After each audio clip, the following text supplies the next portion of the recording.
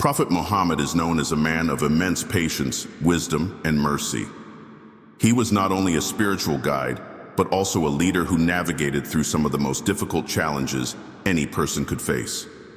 Throughout his life, he encountered fierce opposition, betrayal, and violence from those who saw his message as a threat. Yet time and again, he chose forgiveness over vengeance, even when he had every reason to retaliate. His ability to extend mercy to his greatest enemies remains one of the most remarkable aspects of his character, setting an example for humanity that transcends time, culture, and religion. The concept of forgiveness is often misunderstood as a sign of weakness, but in reality, it requires great inner strength. Prophet Muhammad demonstrated this strength not by ignoring the harm done to him, but by choosing to rise above hatred and resentment. When given the opportunity to punish those who had persecuted him and his followers, he instead granted them amnesty, allowing them the chance to reform and embrace a path of peace. His actions were not just moral choices, but profound lessons in leadership, humanity, and the transformative power of mercy. To truly appreciate the significance of his forgiveness, it is essential to understand the suffering he endured. He was mocked, attacked, and forced out of his homeland. His companions were tortured, his loved ones were killed, and his people were subjected to unbearable hardship. Despite all this, when he finally had power over his oppressors, he did not seek revenge. This defining trait of the Prophet is what made him not only a respected leader, but also a beacon of hope for those who believe in the strength of compassion. This video will explore the extraordinary instances in which Prophet Muhammad forgave those who wronged him. From the brutal persecution in Mecca to the conquest of the very city that once drove him out, we will examine how his mercy changed lives and reshaped history. His acts of forgiveness were not isolated moments, but reflections of a deep, unwavering belief in the potential for human redemption. Why did he forgive? What can we learn from his actions today? These are the questions we will answer as we journey through the powerful and moving accounts of his unparalleled mercy. From the very beginning of his mission, Prophet Muhammad faced relentless opposition from the people of Mecca, particularly the leaders of the powerful Quraysh tribe. His message of monotheism directly challenged the polytheistic traditions that had been deeply ingrained in Meccan society for generations. The Kaaba, which had become a center for idol worship, was a source of economic and political power for the ruling elite. By calling people to worship one God and abandon their idols, the Prophet not only threatened their religious beliefs but also their social and financial dominance. This made him a target of hostility, mockery, and eventually physical violence. In the early years, the opposition was mainly verbal. The Quraysh used every method to humiliate and discredit him, labeling him a sorcerer, a madman, and a liar. They spread rumors that his teachings were nothing more than the ramblings of a poet trying to gain attention. Despite the harsh words and constant slander, the Prophet remained patient, responding with kindness and unwavering commitment to his message. His growing influence, however, only made his enemies more determined to stop him. As his following increased, the persecution escalated. The weaker and poorer Muslims, who lacked tribal protection, suffered the most. They were beaten, tortured, and even killed for their faith. Sumayya bint Qayyat, one of the earliest converts, became the first martyr in Islam when she was brutally murdered by Abu Jahl, a fierce enemy of the Prophet. Her husband Yasir was also killed under torture, while their son Ammar was forced to endure unimaginable suffering. Other companions faced public humiliation, starvation, and exile. Bilal ibn Rabah, an enslaved Ethiopian who had embraced Islam, was dragged through the scorching sands of the desert, his body bruised and battered as he was whipped and crushed under heavy stones, all in an attempt to make him renounce his faith. Yet through it all, the Prophet urged patience, reminding his followers that their suffering was not in vain. The leaders of Quraysh did not stop at harming his followers. They also targeted the Prophet himself. On numerous occasions, they physically assaulted him, Once, while he was praying near the Kaaba, a group of men placed the bloody entrails of a camel on his back, causing him to collapse under the weight. Another time, a man named Utbah ibn Abi Mu'ayt went so far as to strangle him with his own garment, nearly choking him to death before Abu Bakr intervened. The Prophet endured all of this without seeking revenge, even when he had the chance to retaliate. As their attempts to discredit him failed, the Quraysh resorted to harsher measures. They implemented a severe economic and social boycott against him and his followers, isolating them in a valley outside Mecca. For 3 years, the Muslims endured extreme hardship, suffering from hunger and deprivation. They were cut off from trade and forced to survive on whatever scarce resources they could find. Many became weak and ill, and some even died due to starvation. Despite the unbearable conditions, the Prophet remained steadfast, refusing to compromise on his principles or abandon his mission.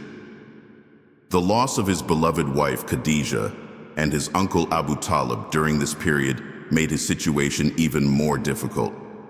Khadijah had been his greatest supporter, offering him comfort and encouragement, while Abu Talib, despite not embracing Islam, had provided him with crucial tribal protection. With both of them gone, the Prophet was left vulnerable, and his enemies saw an opportunity to eliminate him once and for all. They plotted to assassinate him, believing that if they could kill him, his message would die with him. But despite their plans, the Prophet remained firm in his trust in God and continued to preach with wisdom and perseverance. Throughout these years of persecution, the Prophet never wavered in his mission or responded to violence with violence. Instead, he demonstrated extraordinary patience and forgiveness. Even in the face of cruelty, he prayed for his enemies, hoping that they would one day see the truth. His ability to endure suffering with dignity and his refusal to retaliate with hatred set a profound example, not only for his followers at the time, but for all who would later learn of his life. Though the Quraysh sought to silence him through fear and oppression, they only strengthened his resolve, and in the end, it was his mercy and perseverance that would triumph over their hostility. After years of enduring persecution in Mecca, Prophet Muhammad sought a place where his message could be received with open hearts.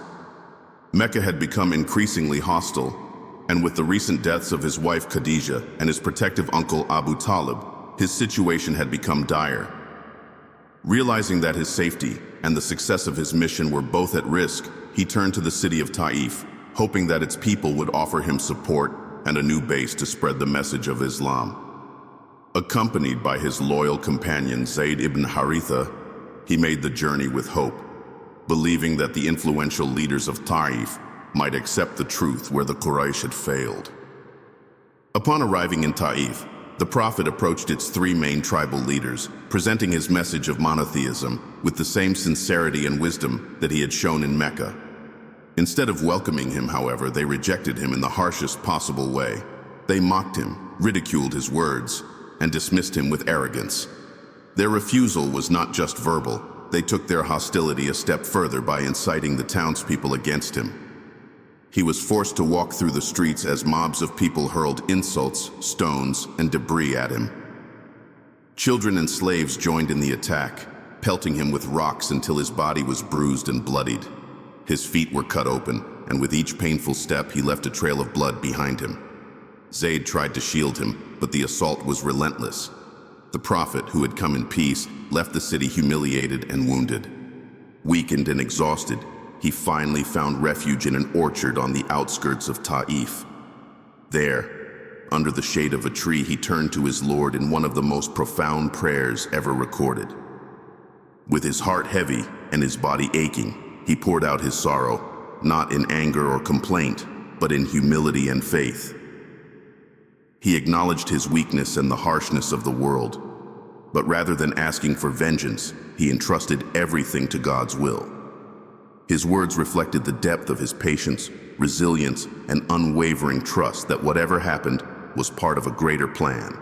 Even in his moment of greatest personal suffering, his concern was not for himself but for the success of his mission and the guidance of the people. At that moment, the angel Jibril appeared to him, accompanied by the angel of the mountains. Jibril informed the Prophet that God had heard everything, and that if he wished, the angel could crush Taif between the mountains, wiping its people from existence in retribution for their cruelty. It was a moment of ultimate power.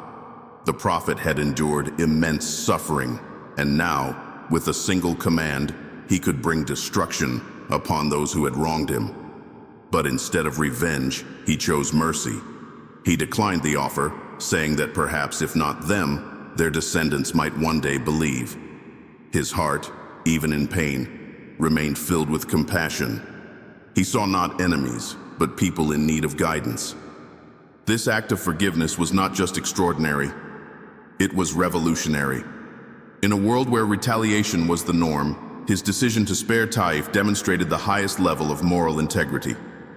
He did not allow personal pain to dictate his actions, but remained focused on his greater purpose. Years later, his prayer would come true. Many of those in Taif, or their descendants, would embrace Islam and become devoted followers. His mercy was not weakness, it was strength beyond measure, a lesson for all who seek to respond to hatred with grace and to transform opposition into opportunity. After years of enduring persecution, battles, and exile, Prophet Muhammad's return to Mecca was nothing short of a defining moment in history. This was the city that had rejected him, mocked him, and driven him and his followers out. For over 2 decades, he had witnessed Mecca's leaders wage war against him, kill his companions, and attempt to destroy the message he carried. By all conventional standards of warfare, this should have been a moment of revenge. A chance to settle old scores and punish those who had committed atrocities against him and his people. But what unfolded was something far greater than retribution. It was a moment of extraordinary mercy that would forever change the course of history. The conquest of Mecca was not achieved through bloodshed or destruction. Instead, it was a peaceful entry into the city. The Quraysh, who had once been the Prophet's fiercest enemies, found themselves completely outnumbered. With an army of 10,000 Muslims marching toward them, they knew they had no way to resist. Fear and uncertainty gripped the city as they waited to see what the Prophet would do. Would he unleash the wrath they had feared for so long? Would he finally take his revenge for the years of suffering they had inflicted upon him and his followers? When the Prophet entered Mecca, he did so with humility, his head lowered in gratitude to God. He did not march as a conqueror eager to assert dominance, nor did he allow his companions to harm those who had once oppressed them. Instead, he called for peace. He declared that anyone who remained in their homes, sought refuge in the Kaaba, or stayed in Abu Sufyan's house, one of the Quraysh leaders, would be safe. There would be no killing, no destruction, and no revenge. As the people of Mecca gathered near the Kaaba, the Prophet addressed them, asking a simple yet profound question: "What do you think I will do to you?" They, knowing the crimes they had committed against him, stood in silence, uncertain of their fate. Some, remembering how they had once laughed at him, insulted him, and sought to kill him, may have feared the worst. But then came his response, one that would be remembered for generations to come. "I say to you what Yusuf, Joseph, said to his brothers: there is no blame upon you today. Go, for you are free." It was an act of mercy that shattered every expectation. He forgave them all, including those who had caused him the deepest pain. Among them were individuals who had waged war against him, plotted his assassination, and even desecrated the body of his beloved uncle Hamza. Hind bint Utbah, the woman who had orchestrated Hamza's brutal killing, approached him in fear, covering her face so he wouldn't recognize her. When she revealed her identity and pleaded for forgiveness, the Prophet granted it to her without hesitation. Wahshi ibn Harb, the man who had physically carried out Hamza's murder, also feared for his life. Yet when he came forward seeking pardon, the Prophet forgave him too. Even Abu Sufyan, who had led Meccan forces against the Muslims in multiple battles, was not only spared, but given an honorable position. When Ikrimah, the son of Abu Jahl, the man who had been one of the Prophet's most ruthless enemies, fled Mecca in fear of retribution, his wife sought the Prophet's mercy on his behalf. The Prophet did not hesitate to grant it, inviting Ikrimah to return without fear. These were not just political moves, they were genuine acts of forgiveness, reflecting the Prophet's character and deep understanding of human nature. Despite all the power he held at that moment, he did not use it to crush his enemies. He did not demand compensation, nor did he seek to humiliate those who had once humiliated him. Instead, he purified the city, removing the idols from the Kaaba and restoring it to a place of pure worship. His victory was not in the conquest itself, but in his ability to rise above hatred, proving that true strength lies not in revenge, but in forgiveness. The impact of his mercy was profound. Many of those who had once stood against him were so moved by his compassion that they embraced Islam willingly. They had expected a conqueror, but found a man of unparalleled grace. The forgiveness he displayed was not just for his time, it became a lasting lesson for humanity. It demonstrated that leadership is not about vengeance, but about guiding people toward goodness, even those who once sought to destroy you. This moment, the conquest of Mecca, could have been written in history as another tale of war and retribution. Instead, it became a story of mercy and transformation. The Prophet showed the world that true power does not come from weapons or armies, but from the ability to forgive. His actions that day were not just an example for his companions or the people of Mecca, but for all who seek justice with wisdom, who wish to lead with kindness, and who understand that even the harshest of enemies can change when shown the light of mercy. Among the many remarkable examples of Prophet Muhammad's mercy, certain cases stand out as powerful demonstrations of his ability to forgive those who had wronged him in unimaginable ways. These were not just small transgressions or misunderstandings, but deep betrayals, acts of war, and personal losses that would have made any ordinary person seek revenge. Yet time and time again, he chose forgiveness, extending his hand even to those who had sought to harm him and his followers. His ability to see beyond past enmities and recognize the potential for change in people was a reflection of his profound wisdom and unmatched compassion. One of the most striking examples of his forgiveness was his treatment of Hind bint Utbah, a woman who had played a direct role in the murder and mutilation of his beloved uncle, Hamza ibn Abdul Muttalib. Hind had harbored deep hatred for the Prophet and his followers, seeing them as a threat to the power and traditions of the Quraysh. During the Battle of Uhud, she had encouraged her slave, Wahshi ibn Harb, to assassinate Hamza, promising him his freedom if he succeeded. Wahshi, an expert spear thrower, struck Hamza down with deadly precision.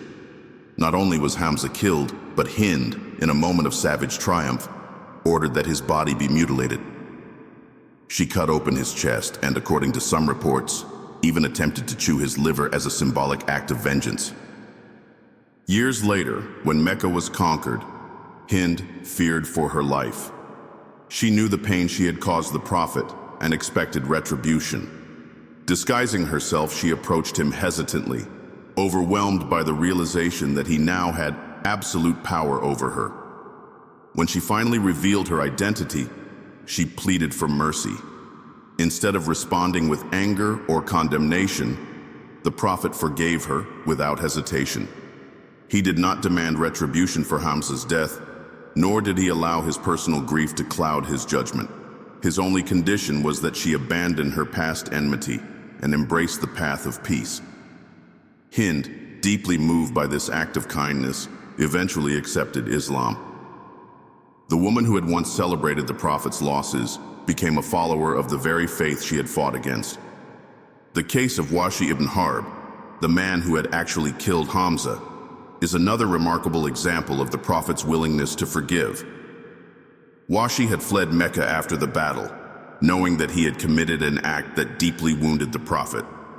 When Islam spread, and he had no place left to hide, he made the difficult decision to present himself before the Prophet, fully expecting to be punished. As he stood before the man whose beloved uncle he had slain, he must have braced himself for condemnation. But instead of seeking revenge, the Prophet simply told him, "If you accept Islam, you will be forgiven." Wahshi embraced Islam, though the weight of his past actions remained with him. Out of respect for the Prophet's feelings, he chose to stay out of his sight, understanding that while he had been forgiven, the pain of his actions could never fully be erased. Sufyan ibn Harb, once a formidable enemy of the Prophet and one of the key leaders of the Quraysh, was another beneficiary of the Prophet's unparalleled mercy. For years, Sufyan had been at the forefront of efforts to destroy Islam. He had led the Quraysh against the Muslims in multiple battles, including the Battle of Uhud and the Battle of the Trench. He was a strategist, a warrior, and a man who had done everything in his power to undermine the Prophet's mission. When the Muslims finally marched on Mecca, Sufyan knew the city had no chance of resisting. He went out to meet the advancing army, seeking terms for surrender.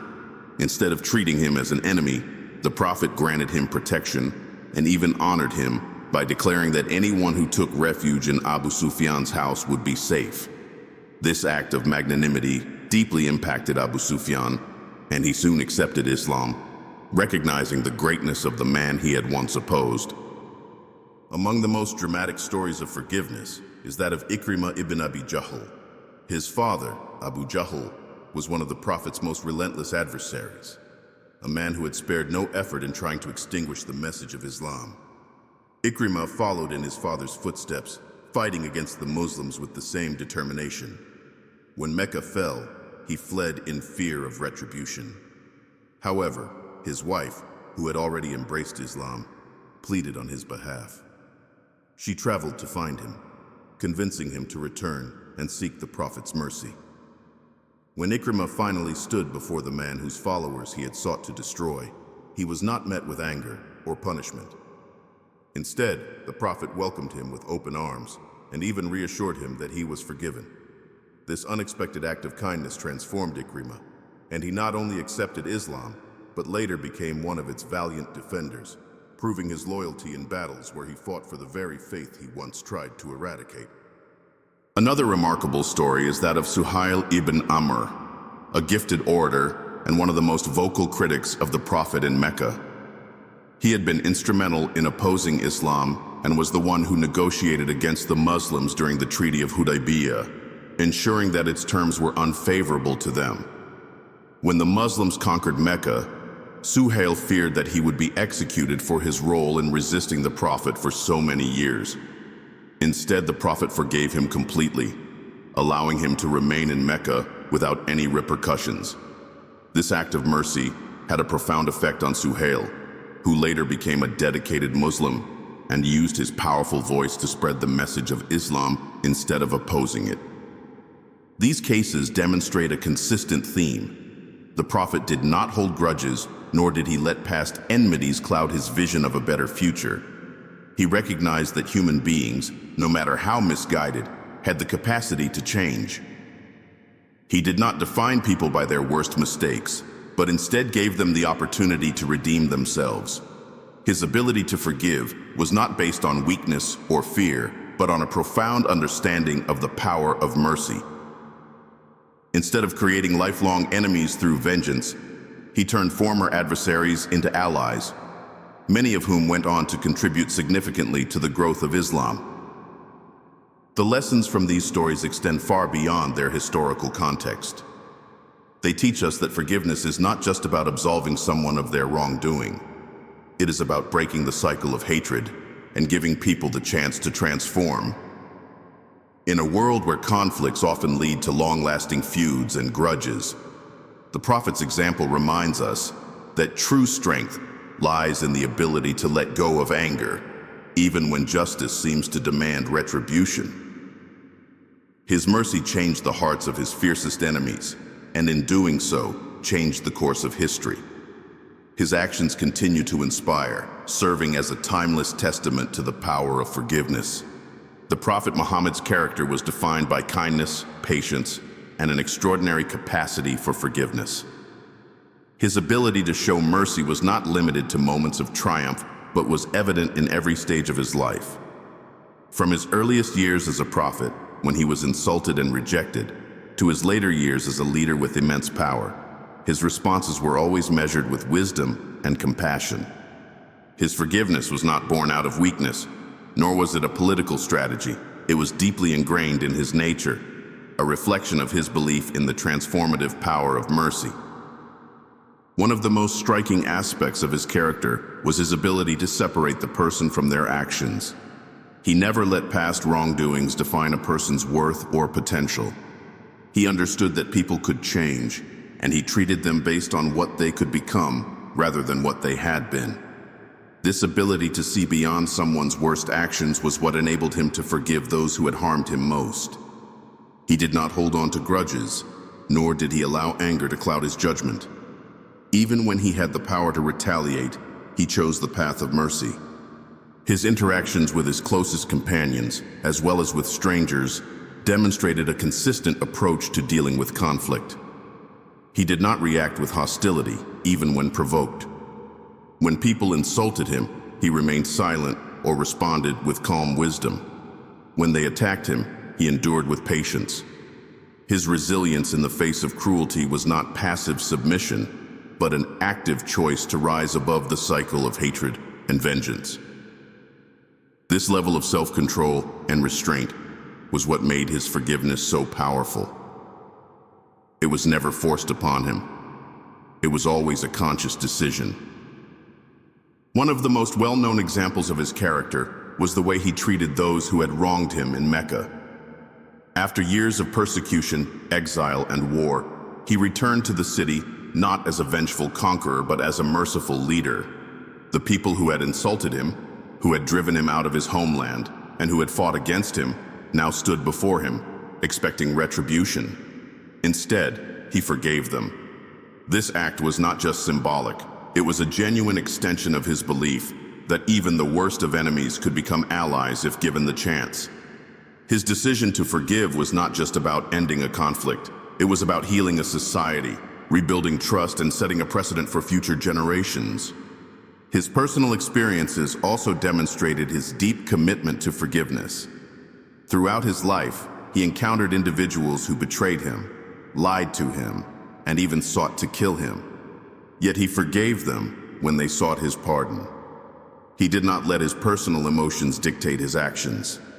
He forgave Wahshi, the man who had killed his uncle. He forgave Hind, the woman who had ordered his uncle's mutilation.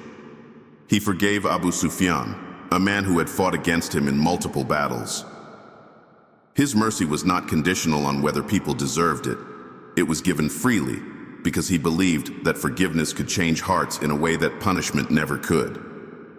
His teachings also emphasized the importance of forgiveness, encouraging his followers to embody the same principles in their own lives. He taught that true strength was not in overpowering an enemy, but in controlling one's own anger and responding with patience. He often reminded his companions that God's mercy was greater than any human transgression, and that just as they sought God's forgiveness for their own sins, they should be willing to forgive others.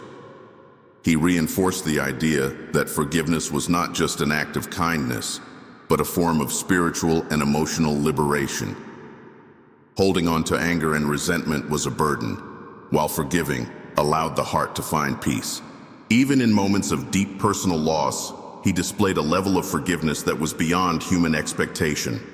When he visited the people of Taif, hoping they would listen to his message, they not only rejected him but attacked him, humiliating him and driving him out of their city. He had every right to wish for their destruction, and when the angel offered to destroy them, it would have been justified. Yet he refused. Instead, he prayed for their guidance, believing that their future generations might find the truth.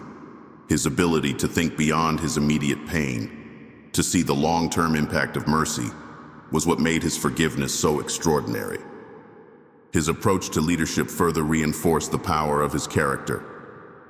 Unlike rulers who ruled with fear and demanded unwavering loyalty, he led with love and respect. His companions did not follow him out of obligation, but out of admiration for the way he treated them. He never used his position to seek revenge or humiliate his enemies. Instead, he uplifted people, even those who had once stood against him. His leadership was defined not by conquest, but by his ability to transform enemies into friends, skeptics into believers, and oppressors into protectors of the faith. In every situation, whether in personal matters, political conflicts, or matters of faith, his response was always measured by patience and forgiveness. He did not allow hatred to consume him, nor did he allow the actions of others to dictate his own moral compass. He remained steadfast in his principles, showing the world that true power lies in the ability to forgive. His example continues to inspire people of all backgrounds, reminding them that while anger and revenge may seem justified, the greatest victory comes from choosing mercy.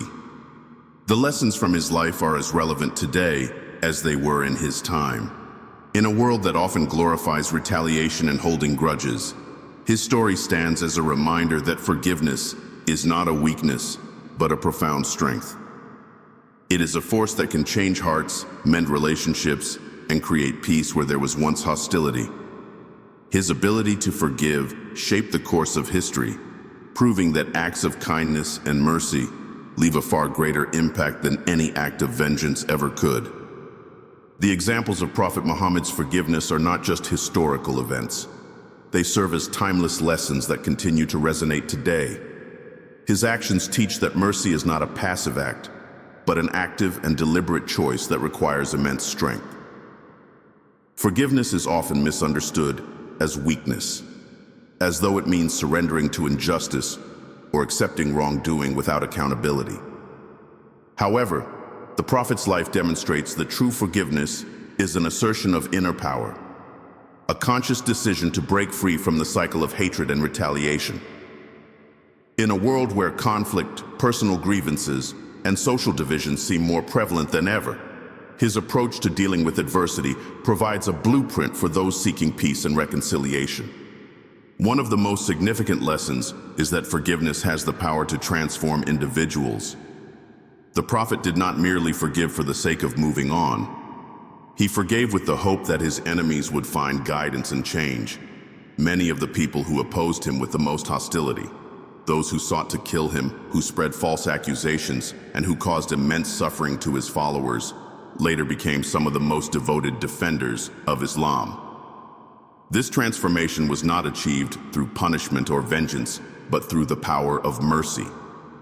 When a person is forgiven despite their wrongdoings, it challenges them to rethink their actions and opens the door for redemption. By offering mercy, the Prophet gave people the chance to rewrite their legacies, proving that even those who had once been the worst of enemies could become allies and protectors of the faith. His example also teaches that holding on to anger only burdens the one who carries it. In modern life, many people struggle with past grievances, grudges, and resentment. Whether in personal relationships, workplace conflicts, or social disputes, it is common to feel justified in holding on to feelings of bitterness. Yet, this negativity often does more harm to the individual than to the person they resent. The Prophet had every reason to carry hatred toward those who wronged him, but he chose to let go. He understood that peace of mind comes from releasing negativity rather than clinging to it. His actions serve as a reminder that forgiveness is not necessarily for the benefit of the other person, but for the one who forgives, allowing them to live free from the emotional burden of anger and revenge. Another crucial lesson is that forgiveness does not mean the absence of justice. The Prophet's mercy was not about ignoring wrongdoing or allowing oppression to continue. He forgave those who sought forgiveness, but he also upheld justice when necessary. He pardoned individuals who had harmed him personally, but he also stood firm against acts of oppression and ensured that the weak were protected. This balance between mercy and justice is critical today. It reminds people that seeking justice does not require hatred, and that holding people accountable does not mean denying them the possibility of redemption. In legal systems, community disputes, and even personal relationships, the ability to balance accountability with compassion can lead to more meaningful resolutions than blind punishment. His approach also provides a lesson in leadership. Many leaders throughout history have used power to crush their enemies, rule through fear, and demand obedience. The Prophet led differently, showing that true leadership is not about domination, but about inspiring others through kindness and patience. His ability to forgive his fiercest adversaries was not seen as a weakness, but as a sign of moral superiority. Those who had once despised him eventually came to respect him, not because he forced them to, but because he won their hearts. His leadership style demonstrates that authority is not about imposing fear, but about guiding people towards something greater than themselves. In workplaces, families, and communities, those who lead with understanding and patience often earn far more loyalty and respect than those who govern with force. His story also teaches that forgiveness is not about forgetting, but about moving forward. Many people struggle with the idea that forgiving means pretending as if nothing happened. The Prophet did not forget the harm that was done to him. He did not erase the memory of those who had hurt him or ignore the sacrifices of his followers. Instead, he chose not to let those experiences define the future. He acknowledged the past but did not allow it to dictate his actions. This is an important lesson for anyone dealing with painful experiences. It is possible to acknowledge harm while choosing not to be trapped by it. Forgiveness does not mean erasing history. It means refusing to let history control the present. His actions also encourage people to believe in the potential for change. Many times, society labels individuals based on their worst moments, believing that they are incapable of growth. The Prophet saw beyond a person's past, recognizing that no one is beyond redemption. He forgave those who had done terrible things, not because he excused their behavior, but because he believed they were capable of becoming better. This lesson is crucial in an age where cancel culture, public shaming, and lifelong stigmatization have become common. While accountability is necessary, it is equally important to leave room for growth. People change, and sometimes all they need is an opportunity to prove that they can be different. Ultimately, the greatest lesson from the Prophet's forgiveness is that choosing mercy over vengeance creates a ripple effect.